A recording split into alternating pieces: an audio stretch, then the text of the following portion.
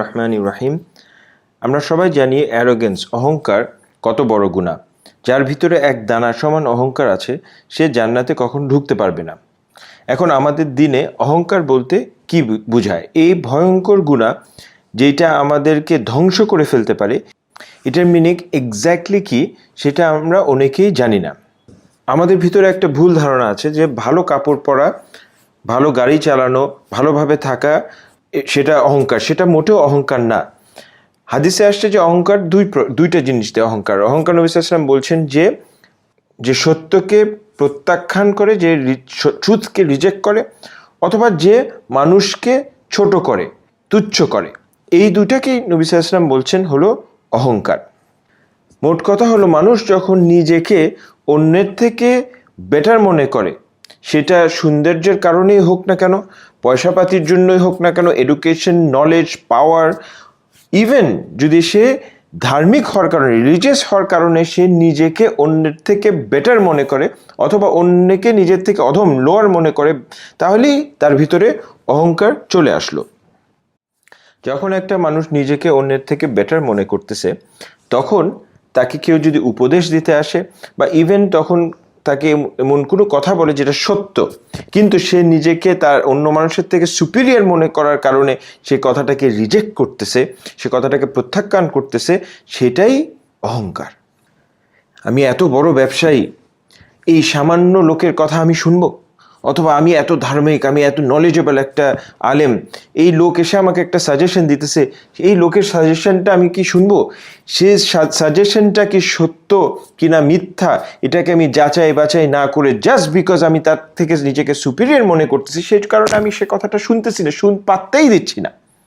হক হোক বা না হোক, এটা আমাকে ডিটারমাইন করতেছে না আমি তার কথা শুনতেছি কি শুনতেছি না। ডিটারমাইন করতেছে যে আমি নিজেকে সুপিরিয়র মনে করি, অথবা আমি তাকে ইনফিরিয়র মনে করি, সে কারণে আমি তার কথা শুনতেছি না।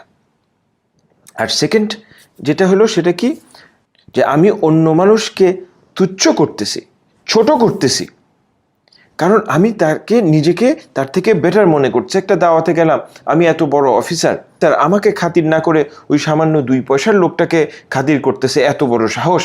এইটাই হলো অহংকার।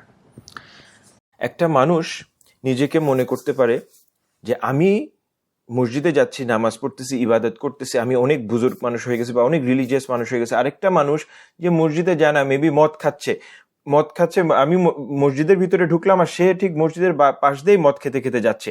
ভিতরে, মনের ভিতরে তখন চলে আসাটা, মুখের মধ্যে তখন চলে আসাটা যে আই এম বেটার দেন হিম, এই ফিলিংটা আসাটাই আমি মদখোরের থেকে বেটার, তখনই কিবের চলে আসলো।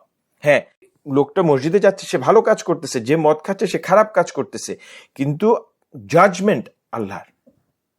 আমি নিজেকে মনে করতে পারবো না আই এম বেটার, আর ওই মানুষটা আমার থেকে ইনফেরিয়ার।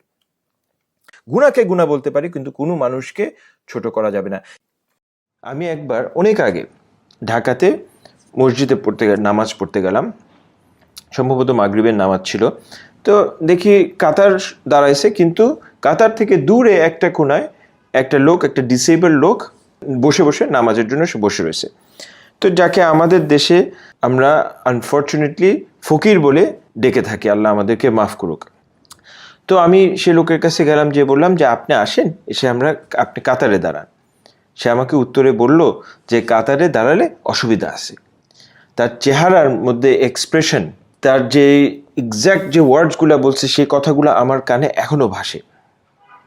নিশ্চয়ই সে কোনো এক সময় কাতারে দাঁড়াইছিল, অন্যান্য মুসল্লিদের মতো কাতারে দাঁড়াইছিল, কিন্তু কোনো এক ধনী লোক বা কোনো এক পাওয়ারফুল লোক এসে নিশ্চয়ই তাকে বলছে, যা ওখানে গিয়ে কোনায় দাঁড়ায়, তোর এত বড় সাহস আমাদের সাথে এসে দাঁড়াইছিস। এটা 10-15 বছর হয়ে গেছে, কিন্তু আমি এখনো সেই ইনসিডেন্টটা ভুলতে পারি না। আমার নিজের লজ্জা লাগে যে আমি এই সমাজের অংশ, যেই সমাজে একজন লোক আল্লাহ সুবহানাহু ওয়া তাআলার ঘরে এসে মুসল্লি হিসাবে দাঁড়াইছেন, কিন্তু সে কাতারে দাঁড়াতে পারতেছে না। শুধুমাত্র সে কি কাপড় পরে, তার কতটুক ধন সম্পত্তি আছে, এবং সে কি আউটলুক নিয়ে আসছে সেই কারণে। এবং এটাই হলো কিবর, এটাই হলো অহংকারের পারফেক্ট এক্সাম্পল। যে ওই লোকটাকে ফকির বলে ছোট করে আমরা তাকে আমাদের সমান না মনে করে আমাদের সাথে নামাজে দাঁড়াতে দিচ্ছি না, এটাই হলো অহংকার। এবং এই ভীষণ ভয়ঙ্কর গুনাহ, যেটা সামান্যতম ভিতরে মানুষের ভিতর থাকলে সে জান্নাতে ঢুকতে পারবে না। এই জিনিসটা আমাদের সমাজে প্রতিটা স্টেপে জিনিসটা দেখা যায়। এটা আমাদের দিনের একটা বেসিক ফান্ডামেন্টাল। আমরা কে কি অহংকার করতেছি সেটা যদি আমরা নিজেরা চুপ করে চিন্তা করি, এই ডেফিনেশনটা চিন্তা করে যে অহংকারের অর্থ কি, তাহলে আমরা নিজেরা পিনপয়েন্ট করতে পারবো কোন জায়গাতে আমরা অহংকার করতেছি, এবং সে অহংকার থেকে আমাদের নিজেদেরকে বের হয়ে আসতে হবে আজকেই। এত ভয়ঙ্কর গুনার মধ্যে আমরা কখনোই লিপ্ত থাকতে পারি না। এবং অবশ্যই আমার একটা ক্ল্যারিফিকেশন করতে হয়, যেটা হলো যে কেউ যদি আল্লাহর কোনো আদেশকে অমান্য করে, কেউ যদি অন্যায় করে, গুনাহ করে, সেটাকে গুনাহ বলাটা অহংকার না। কেউ যদি আমরা একটা ভালো আমল করি, আমি জানি আলহামদুলিল্লাহ সে ভালো আমল আমি করছি, সেটা জানাটা যে আমি একটা ভালো আমল করছি অহংকার না। আমি আমল করার পরে দোয়া করব আল্লাহ সুবহানাহু ওয়া তাআলা যেন সে আমলটাকে কবুল করে, আল্লাহর কাছে শুকরিয়া করব যে আল্লাহ সুবহানাহু ওয়া তাআলাকে আমাকে সে তৌফিক দিয়েছেন আমল করার জন্য। কিন্তু সে আমল করার জন্য আমি যদি মনে করি যে আমি অনেক বেটার মানুষ হয়ে গেলাম অন্য আরেকজনের থেকে, তাইলেই আমার ভিতরে অহংকার চলে আসতেছে। জাজ হলো একমাত্র আল্লাহ, আমরা কেউ না। আরও একটা ক্ল্যারিফিকেশন হলো, কেউ যদি ধনী হয়ে থাকে, ইন্টেলিজেন্ট হয়ে থাকে, সুন্দর হয়ে থাকে, এবং সে যদি বুঝতে পারে যে সে ধনী অথবা ইন্টেলিজেন্ট, অবশ্যই আমরা সেটা বুঝতে পারবো, সেটাও কিবর না।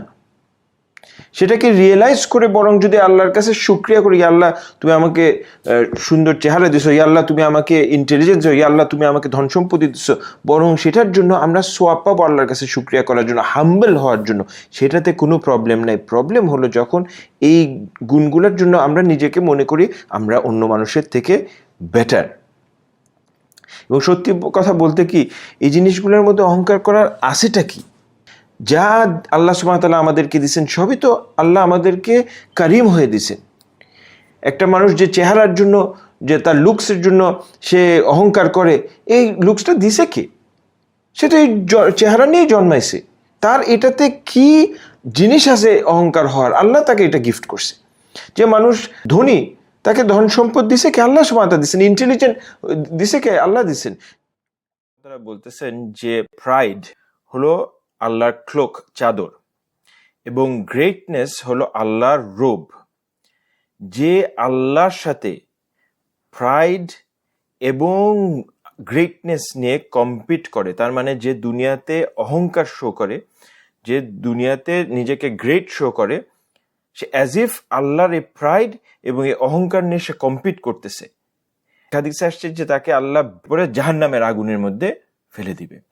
প্রাইড এত ভয়ঙ্কর একটা জিনিস, যেটা মানুষের সব জিনিসকে শেষ করে দিতে পারে, মানুষকে খুব উপর থেকে নিচে এক মুহূর্তের মধ্যে নিয়ে আসতে পারে। একটা মানুষ নিজেকে অনেক দিন ধরে ইবাদত করতে করতে অনেক উপরে আসতে পারে, কিন্তু শয়তান তখন তাকে চেষ্টা করে তার ভিতরে অহংকার নিয়ে আসার জন্য, তার ভিতরে কিবর নিয়ে আসার জন্য।